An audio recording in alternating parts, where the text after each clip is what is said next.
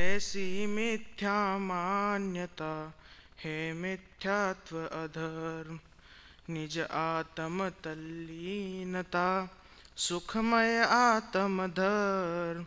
श्री जिन जिन वर देव ने यह समझाया मर्म। समयसार परमागम आचार्य कुंद कुंद देव द्वारा रचित यह समयसार परमागम में से आचार्य अमृत चंद्राचार्य देव द्वारा रचित जो इसके आत्मख्याति टीका है, उसमें जो कर्ता कर्म अधिकार और 75 नंबर की गाथा है, उस पर अपन की चर्चा चल रही है। कल जो 75 नंबर की गाथा है उसका भाव ख्याल में, उसका पाठ और भाव ख्याल में लिया था। आज उस 74 नंबर की गाथा और 48 नंबर के जो कलश था उसमें बताया कि आत्मा ज्ञानी होकर प्रकाशमान हो रहा है।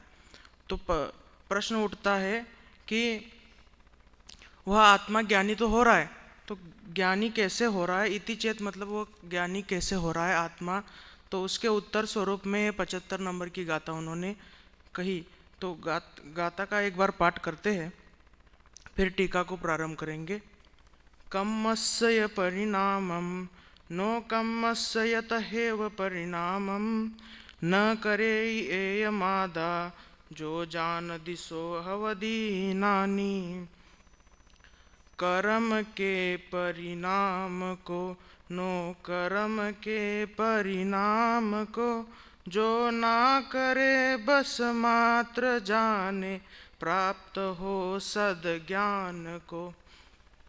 इसमें बताया कि आत्मा ज्ञानी कैसे हो गया कि कर्म के परिणाम और नो कर्म के परिणाम को आत्मा नहीं करता, मात्र जानता है, वह ज्ञानी है। उन परिणामों को आत्मा करता नहीं है, मात्र उनको जानता है। 19 नंबर की गाथा में अज्ञानी की परिभाषा बताई और इस 75 नंबर के गाथा में ज्ञानी की परिभाषा बताई। कर्म और नो कर्म का भी वहाँ पे उल्लेख 19 नंबर की गाथा में उन्होंने किया था। वहाँ पर जो 4 प्रकार के बुद्धि थे, तो 4 प्रकार के विपरीत बुद्धि से रहित वह यह ज्ञानी है, ऐसा यहाँ पे बता रहे हैं। इसमें जो कर्तृत्व बुद्धि है, जो कर्म है, वह 3 प्रकार के हैं, द्रव्य कर्म, भाव कर्म और नो कर्म। तो द्रव्य कर्म के ही 2 भाव फलित होते हैं। द्रव्य कर्म के अंतर्गत ही ये कर्म और नो कर्म आता है। तो द्रव्य कर्म में जो घाती कर्म है, उसमें भी जो मोहनीय कर्म है, तो उसमें यह कर्म आता है और कर्म के परिणाम होते हैं। और जो अघाती कर्म है, अघाती कर्म के निमित्त से यह नो कर्म के परिणाम होते हैं। इस प्रकार यहाँ पे लेना है। अब इसमें जो टीका है, उस टीका को आज अपन प्रारंभ करने वाले हैं। टीका में व्यापक संबंध में चर्चा की गई है, तो वह टीका आज अपन प्रारंभ करने वाले हैं। तो टीका इस प्रकार है कि निश्चय से मोह राग द्वेष सुख दुख आदि रूप के अंतरंग में उत्पन्न होता हुआ जो कर्म का परिणाम है, और स्पर्श रस गंध वर्ण शब्द बंध संस्थान स्थूलता सूक्ष्मता आदि रूप से भार उत्पन्न होता हुआ जो न कर्म का परिणाम है, वे सब ही पुद्गल के परिणाम हैं। तो पुद्गल के परिणाम बता रहे हैं। कर्म माने निश्चय से बता रहे कि अंतरंग में जो मोह राग द्वेष आदि है, जो आत्मा में पैदा हो रहे हैं, आत्मा में उत्पन्न हो रहे हैं, वो भी आत्मा के नहीं है, उसका कर्ता आत्मा नहीं है, वह भी पुद्गल के ही परिणाम है, ऐसा वो बता रहे हैं। और जो स्पर्श रस गंध आदि जो है, वो तो पुद्गल ही है। पुद्गल का लक्षण बताते समय अपन कहते हैं कि स्पर्श रस गंध जिसमें है वह पुद्गल है। तो वो पुद्गल के परिणाम बता रहे कि उनसे उत्पन्न होता हुआ यह कर्म और नो कर्म के परिणाम होते हैं, वह पुद्गल के ही है, ऐसा उसमें बता रहे हैं। अब इसमें जो अब व्यापक भाव संबंधी जो चर्चा उन्होंने की, वो देखते हैं कि परमार्थ से जिस प्रकार घड़े के और मिट्टी के व्यापक भाव का सद्भाव होने से कर्ता कर्मपना है, उसी प्रकार पुद्गल परिणाम के और पुद्गल के व्याप्य व्यापक भाव का सद्भाव होने से कर्ता कर्मपना है। जब व्याप्य और व्यापकपना सिद्ध होगा तभी कर्ता कर्मपना भी सिद्ध होगा। इसमें जो पुद्गल है वह व्यापक है और जो पुद्गल के परिणाम है वह व्याप्य है, ऐसा वहाँ पे बता रहे हैं कि जो घड़ा मिट्टी है वह व्यापक है और मिट्टी से जो मिट्टी द्वारा जो बन रहा है, घड़ा बन रहा है, वह व्याप्य है। तो उसमें कर्ता कर्मपना घटित होता है। तो अनेक प्रकार के व्यापक आता है। न्याय शास्त्र में भी व्यापक भाव दर बताया। उसमें प्रमाण से सामान्य और विशेष में व्यापकपना बताया। अपन उदाहरण भी ले सकते हैं कि रुक्ष जो है वह व्यापक है और उसमें जो आम आदि लगे, आम का पेड़ है तो पूरा जो वृक्ष है वह व्यापक है, और जो आम या नींबू का पेड़ है, आम का पेड़ है, तो उस पर जो फल लगे हैं, आम आदि लगे हैं, वह व्याप्य है, वह व्याप्य है। ऐसा बता रहे कि व्यापक मतलब जो सर्व अवस्था में व्याप्त रहता है, सभी अवस्थाओं में व्याप्त रहता है, स्थिर रहता है, वह व्यापक है। और एक ही अवस्था विशेष को, उस व्यापक के एक ही अवस्था विशेष को व्याप्य कहते हैं। इस प्रकार वो व्यापक का है। तो अनेक प्रकार के है व्यापकपना। उसमें शुद्ध नय में भी बताया कि शुद्ध नय के दृष्टि से आत्मा अविशेष है, मतलब वह सामान्य है। सामान्य विशेष के अपेक्षा से अपन देखेंगे व्यापकपना। तो शुद्ध नय से जो आत्मा है वह अविशेष है, मतलब सामान्य है। सामान्य मतलब वह व्यापक है, और जो उसके आत्म परिणाम है वह व्याप्य है। और द्रव्य क्षेत्र काल भाव से भी अपन देखेंगे। उसके पूर्व जो उदाहरण अपन देखेंगे व्यापक भाव का, कि जो भारत देश है वह व्यापक है, और उसमें जो अंतर्गत जो प्रांत आते हैं, प्रदेश आते हैं, वह व्याप्य है। कैसे? तो व्याप्य जो होता है उसकी अवस्था बदलती है, पर्याय बदलती है। मतलब मध्य प्रदेश है तो वह छत्तीसगढ़ और मध्य प्रदेश पहले एक थे, बाद में अलग अलग हो गए, तो उसमें अवस्था बदली, पर देश एक ही रहा, उसका देश एक ही रहा, मतलब व्यापक एक ही रहा, द्रव्य एक ही रहा, मात्र उसकी पर्याय अवस्थाएं बदली। इस प्रकार अपन को लेना है। गति के संबंध भी अपन जीव की जो अवस्था विशेष को गति कहते हैं। तो 4 प्रकार की गति है, तो उसमें पर्याय बदलती रहती है पर जीव वही रहता है। जो पर्याय बदल रही है वह व्याप्यपना है, और जो एक ही द्रव्य उसमें है वह व्यापक है। द्रव्य क्षेत्र काल भाव के संबंध, द्रव्य क्षेत्र काल भाव के अपेक्षा से भी अपन देखेंगे। तो द्रव्य के अपेक्षा से अपन ने शुद्ध नय से जो आत्मा का कहा वह अपन ने लिया। तो क्षेत्र के हिसाब से देखेंगे, क्षेत्र की अपेक्षा से देखेंगे, तो उसमें असंख्यात प्रदेश जो है, असंख्यात प्रदेश है वह विशेष मतलब व्याप्य है। और असंख्यात प्रदेश का अभेदपना, उसमें जो अभेदपना जो सामान्य है वह व्यापक है। और काल में जो पर्याय जो भिन्न भिन्न हो रहा है, मतलब पर्याय बदल रही है, अवस्थाएं बदल रही है, वह विशेष है अर्थात व्याप्य है। और जो नित्य द्रव्य जो है वह व्याप्त हो रहा है, नित्य रह रहा है, वह जो है वह सामान्य होने के कारण क्या है, व्यापक है। और काल के भाव के हिसाब से, भाव के अपेक्षा से देखेंगे तो ज्ञान दर्शन आदि जो गुण है, ज्ञान दर्शन चारित्र आदि जो गुण है, वह गुण विशेष मतलब व्याप्य है। उसमें भेद हो गए इसलिए वो व्याप्य है। और अखंड एक आत्मा जो अपना है वह सामान्य व्यापक है, अखंड आत्मा जो है वो व्यापक है। तो ये सारे व्यापक के अपन ने उदाहरण देखे। उसमें से अपन को काल वाला जो है, जो ऊर्ध्वता सामान्य में आता है, वह व्यापकपना यहाँ पे लेना है। यहाँ पे अपेक्षा समझने की आवश्यकता है, इसलिए अपेक्षा अनेक प्रकार की अपेक्षा अपन ने देखी। तो उसमें जो काल का अपन ने देखा, उसी वह अपेक्षा से यहाँ पे आचार्य देव बता रहे हैं, टीका में लिख रहे हैं कि घड़े और मिट्टी में जो व्यापकपना सिद्ध होता है वह पुद्गल परिणाम और पुद्गल में व्यापकपना सिद्ध होता है। आगे कह रहे हैं कि पुद्गल द्रव्य स्वतंत्र व्यापक है, इसलिए पुद्गल परिणाम का कर्ता है, और पुद्गल परिणाम उस व्यापक से स्वयं व्याप्त होने के कारण उसका कर्म है। जो पुद्गल द्रव्य है वह कर्ता है, और उसका कर्म क्या है, तो पुद्गल परिणाम। जो पुद्गल द्रव्य के द्वारा वो पुद्गल परिणाम जो हो रहे हैं वह पुद्गल द्रव्य के ही है, आत्मा के नहीं है, ऐसा बता रहे। इसलिए पुद्गल द्रव्य के द्वारा कर्ता होकर कर्म रूप से किए जाने वाले समस्त कर्म नो कर्म पुद्गल परिणामों का कर्ता परमार्थ से आत्मा नहीं है। निश्चय से, यह समयसार ग्रंथ निश्चय नहीं की अपेक्षा से लिखा हुआ है, इसलिए परमार्थ से बार बार वो कह रहे कि परमार्थ से कि कर्म और नो कर्म के जो पुद्गल के परिणाम है वह आत्मा के नहीं है, पुद्गल द्रव्य के ही है, ऐसा कह रहे। क्योंकि पुद्गल परिणाम को और आत्मा को घट और कुमार की भांति व्यापक भाव के अभाव के कारण कर्ता कर्म पने की असिद्धि है। अब यहाँ पे तीन चीजें आई कि घट, मिट्टी, घट और कुमार। तो घड़ा, मिट्टी से घड़ा बन रहा है, कुमार उसमें तो निमित्त बन रहा है। तो व्याप्य जो होता है वो व्यापक से बनता है, व्यापक द्वारा वो व्याप्य बनता है।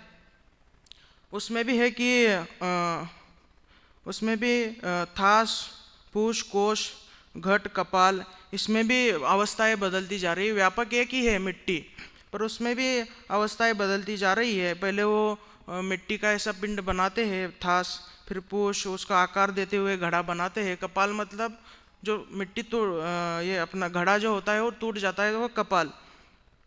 इस प्रकार जो अवस्थाएं बदलती जा रही है वह व्याप्य है, अर्थात ऊर्ध्वता सामान्य है।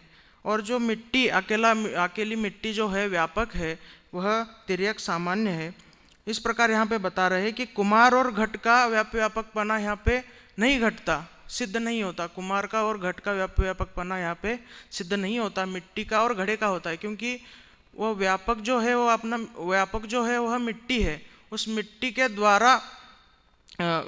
के द्वारा ही वह घड़ा बनता है, इसलिए वह उसमें व्यापकपना घटित होता है, इसमें व्यापकपने का अभाव है।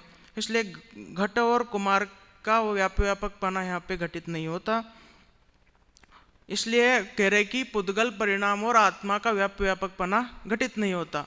आत्मा वह पुद्गल परिणाम है, वह आत्मा के नहीं है, पर आत्मा के नहीं है तो पुद्गल द्रव्य के है। तो प्रश्न उठता है कि पुद्गल आत्मा जो है, ज्ञानी जो है, वह पुद्गल परिणामों को जानता क्यों है? तो उसका सहज स्वभाव है, उसका स्वभाव होने के कारण वह पुद्गल परिणामों को जानता है, मात्र उसका ज्ञान करता है, उसमें तन्मय नहीं होता या उसका कर्ता अपन स्वयं को नहीं मानता, इसलिए वह ज्ञानी है। जो स्वयं को कर्ता माने, उसमें अहम बुद्धि करे, चार प्रकार की जो विपरीत बुद्धि है वह रखे, तो फिर अज्ञानपना होगा। तो यह इसलिए यहाँ पे उदाहरण देके आचार्य देव बता रहे हैं कि अब सारे जो पुद्गल परिणाम है अंतरंग बहिरंग से उन्होंने गिनाए, मोह, राग, द्वेष आदि अंतरंग कर्म और स्पर्श, रसगंध आदि बाहर से उत्पन्न होने वाले 9 कर्म के परिणाम वह आत्मा के नहीं है तो पुद्गल के है। परंतु परमार्थ से पुद्गल परिणाम के ज्ञान को और पुद्गल को घट, परमार्थ से पुद्गल परिणाम के ज्ञान को और पुद्गल को घट और कुमार की भांति व्यापक का अभाव होने से कर्ता कर्मपने की असिद्धि है। तो कर्ता कर्मपना अपन को यहाँ पे सिद्ध करना है, तो व्यापकता से कर्ता कर्मपना वहाँ पे उन्होंने सिद्ध किया। घट और मिट्टी का उदाहरण देके पुद्गल परिणाम और पुद्गल में कर्ता कर्मपना उन्होंने सिद्ध किया। पर यहाँ पे घट और कुमार की भांति जो व्यापकपना का अभाव होने से, यहाँ पे कर्ता कर्मपना की असिद्धि होने से, जिस प्रकार घड़े और मिट्टी में व्यापक भाव का सद्भाव होने से कर्ता कर्मपना है, उसी प्रकार आत्म परिणाम और आत्मा के व्यापक भाव का सद्भाव होने से कर्ता कर्मपना है। आत्म परिणाम और आत्मा में व्यापक भावपना है, पुद्गल परिणाम और आत्मा में नहीं। पुद्गल परिणाम और पुद्गल द्रव्य में आत्मा व्यापकपना होने से उसमें कर्ता कर्मपना घटित होता है। यहाँ पे आत्म परिणाम और आत्मा में व्यापकपना घटित होता है, इसलिए यहाँ पे कर्ता कर्मपना भी का सद्भाव है। आत्म परिणाम माने जो पुद्गल परिणाम है उसको जानता है, उसका ज्ञान मात्र ज्ञान करता है, उसको कर्ता नहीं मानता, वह आत्म परिणाम। वह आत्म परिणाम जो है वह व्याप्य है, और जो आत्मा स्वयं द्रव्य आत्मा है वह व्यापक है। इस प्रकार आत्म परिणाम और आत्मा में व्यापकपना घटित होता है, इसलिए वह आत्मा जो है वह करता है, उसका कर्म है वह आत्म परिणाम है, पुद्गल परिणाम नहीं। तो आत्म परिणाम का भी वो आगे बता रहे हैं कि आत्मद्रव्य स्वतंत्र व्यापक होने से आत्म परिणाम का अर्थात पुद्गल परिणाम के ज्ञान का करता है, और पुद्गल परिणाम का ज्ञान उस व्यापक का स्वयं व्याप्य होने से आत्मा का कर्म है। जो पुद्गल परिणाम को जानता है, उसका ज्ञान करता है, वह आत्म परिणाम है, और उसका कर्ता कौन है? तो आत्मा है। और कर्म है जो पुद्गल परिणाम का ज्ञान जो है, मतलब आत्म परिणाम है, वह कर्म है। इस प्रकार बता रहे। इस प्रकार यह आत्मा पुद्गल परिणाम के ज्ञान का कर्ता होने पर भी पुद्गल परिणाम का कर्ता नहीं है। इस प्रकार यह आत्मा पुद्गल परिणाम के ज्ञान का कर्ता होने पर भी पुद्गल परिणाम का कर्ता नहीं है। यह आत्मा जो है वह पुद्गल परिणाम के ज्ञान का करता है, पुद्गल परिणामों का नहीं। इस प्रकार यहाँ पे बता रहे कि पुद्गल परिणाम से अत्यंत भिन्न ज्ञान स्वरूप होता हुआ ज्ञानी है। तो पुद्गल परिणामों से अत्यंत भिन्न होता हुआ वह ज्ञान स्वरूपी होता हुआ वह ज्ञानी है, क्योंकि वह पुद्गल परिणामों का ज्ञान कर रहा है, उसका कर्ता नहीं बन रहा, इसलिए वह ज्ञान स्वरूप होता हुआ ज्ञानी है। पुद्गल परिणाम के ज्ञान का कर्ता होने के कारण पुद्गल परिणाम का ज्ञाता का व्याप्य हो ऐसा भी नहीं है, क्योंकि पुद्गल और आत्मा में ज्ञेय ज्ञायक संबंध का व्यवहार होने पर भी वह पुद्गल परिणाम ज्ञाता का व्याप्य है नहीं है, अपितु पुद्गल परिणाम जिसका निमित्त ज्ञेय रूप है, ऐसा ज्ञान ही ज्ञाता का व्याप्य है। इस कारण पुद्गल परिणाम का ज्ञान ही ज्ञाता का कर्म है। यहाँ पे बता रहे कि पुद्गल परिणाम के ज्ञान से पुद्गल परिणाम के ज्ञान का कर्ता होने के कारण वह पुद्गल परिणाम का ज्ञाता नहीं हो सकता, पुद्गल परिणामों का ज्ञाता नहीं हो सकता। पुद्गल परिणाम ऐसा वहाँ कह रहे क्योंकि पुद्गल और आत्मा में ज्ञेय ज्ञायक संबंध है। ज्ञेय जो है वो पुद्गल है, ज्ञायक अपना आत्मा है, इस प्रकार का उसमें संबंध है। व्यापकपना उसमें नहीं है पुद्गल और आत्मा में। इसलिए इस कारण आत्मा पुद्गल परिणामों के ज्ञाता कर्म, पुद्गल परिणाम के ज्ञान ही ज्ञाता का कर्म है। इस प्रकार वहाँ पे बता रहे। उक्त संपूर्ण कथन में न्याय और युक्ति से एक ही बात, यह इसकी जो टीका है इसका सार रूप में बता रहे हैं कि उक्त जो संपूर्ण कथन है उसमें न्याय और युक्ति से एक ही बात सिद्ध हो गई कि जो स्पर्श रस गंध वर्ण शब्द बंध संस्थान आदि जो पुद्गल के परिणाम है और परिणाम है ही, किंतु मोह राग द्वेष सुख दुख आदि जो पुद्गल के परिणाम है। अपन कहते हैं कि मोह राग द्वेष जो सुख दुख अपन को हो रहे वो अपने आत्मा में हो रहे हैं, इसलिए उसका कर्ता अपन स्वयं आत्मा है। तो वह कह रहे हैं कि तुम स्वयं नहीं है, तो वह पुद्गल परिणाम है, पुद्गल का परिणाम है, ऐसा वह कह रहे हैं। तो मोह राग द्वेष सुख दुख आदि जो पुद्गल परिणाम है और इनका कर्ता भोक्ता निश्चय से पुद्गल ही है, आत्मा नहीं है। निश्चय से बता रहे कि व्यवहार से अपन कहते हैं कि हाँ इसका अपन करता है, पर निश्चय से बता रहे कि पुद्गल परिणाम का आत्मा कर्ता नहीं है। इस प्रकार बता रहे हाँ आत्मा इनके ज्ञान का कर्ता अवश्य है, पर इनका नहीं। आत्मा इन पुद्गल परिणामों के ज्ञान का कर्ता है, उन पुद्गल परिणामों का कर्ता नहीं है। इस प्रकार बता रहे क्योंकि इनका ज्ञान आत्मा का ही परिणाम है, इसका कारण आत्मा के ज्ञान का कर्ता है, क्योंकि इनका ज्ञान आत्मा का ही परिणाम है। इनका जो पुद्गल परिणामों का ज्ञान है वह आत्मा का ही परिणाम है। इसलिए वो बता रहे कि आत्मा जो है उस ज्ञान का कर्ता है, उन परिणामों का कर्ता नहीं है। तो पुद्गल परिणाम हो रहे हैं, पुद्गल परिणाम हो रहे हैं, उस ज्ञान का कर्ता है। इस प्रकार वो यहाँ पे बता रहे हैं। तो जिस गुरुदेव श्री ने भी इस पर स्पष्ट किया कि राग का परिणाम जीव का कर्म नहीं है, मतलब व्याप्य नहीं है। जीव में जो राग का परिणाम होता है उस समय जो राग को जानने वाला जो ज्ञान है, उस ज्ञान के परिणाम का कर्ता जीव है, और राग को जानने वाला वह ज्ञान जीव का कर्म है। तो उस राग मतलब पुद्गल परिणाम को अपन जानते हैं, उसका ज्ञान करते हैं, तो उसके अपन करता है वो, वह जो राग हो रहा है उस समय जो राग हो रहा है उस राग का अपन करता नहीं है, तो उस राग के ज्ञान का वह आत्मा करता है, उन परिणामों का करता, पुद्गल परिणामों का करता आत्मा है।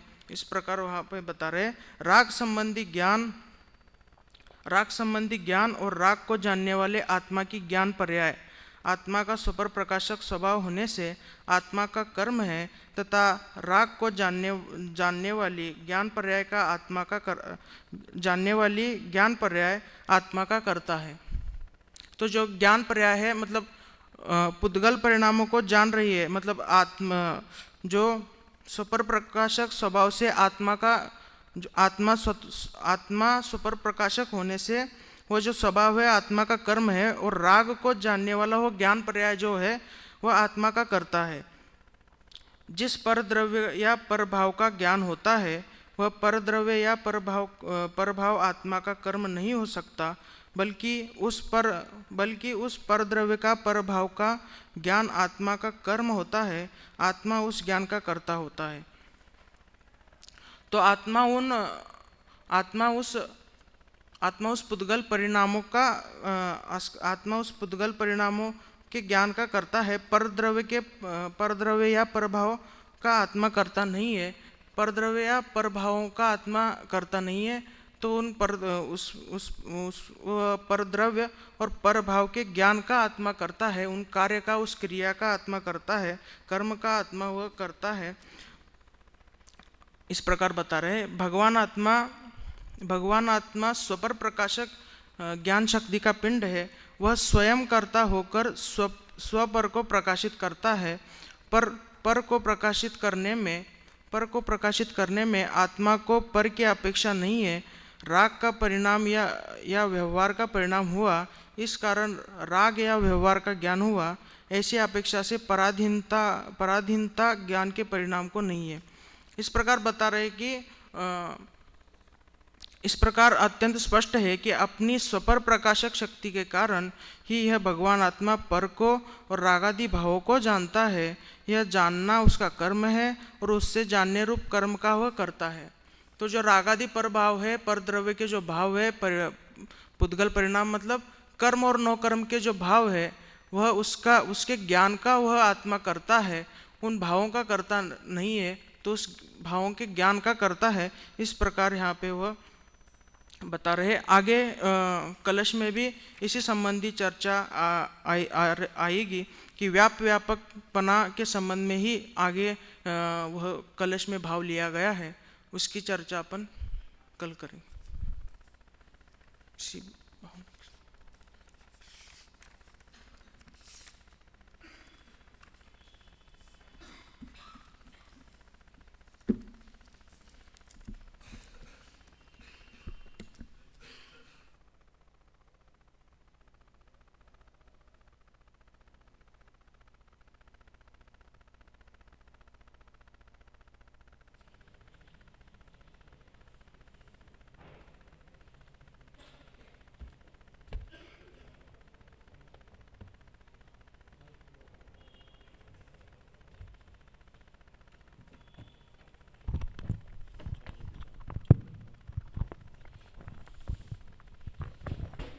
अभी हम सभी ने शास्त्री तृतीय वर्ष के विद्यार्थियों के प्रवचन के क्रम में कौतुक पाटिल कोल्हापुर महाराष्ट्र इनका प्रथम दिन का प्रवचन सुन रहे थे।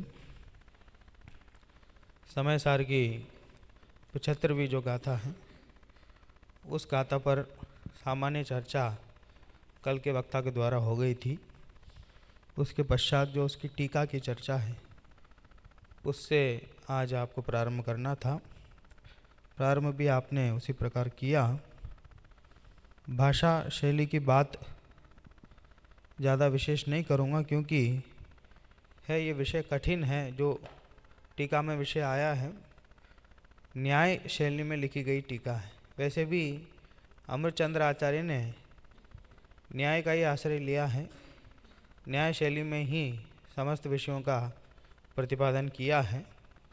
पर इस गाथा की जो टीका है वो अपने आप में विशेष है, पर आप उसको पढ़ते गए, पढ़ने में भी प्रारंभ में थोड़ी सावधानी रखी, आराम से 2-4 लाइन पढ़ते, कुछ कहते, फिर उसके बाद अंत में आते आते वो गति भी बहुत अधिक हो गई थी।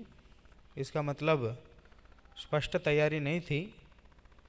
कल टीका का विषय ही पुनः लेवें, न्याय का विषय उसी हिसाब से उसकी तैयारी करें, और जितना संभव हो उसको और विस्तार से समझाने की कोशिश करें।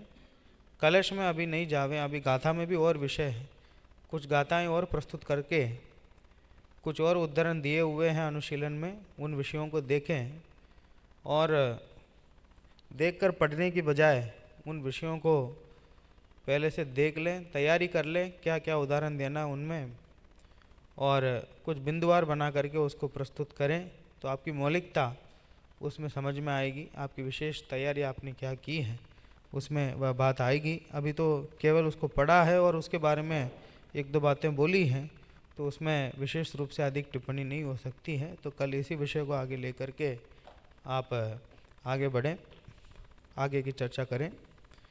और अभी आदरणीय भाई साहब का व्याख्यान प्रारंभ होगा, उससे पूर्व समय सार स्तुति हम यहाँ से प्रारंभ करते हैं। हेलो।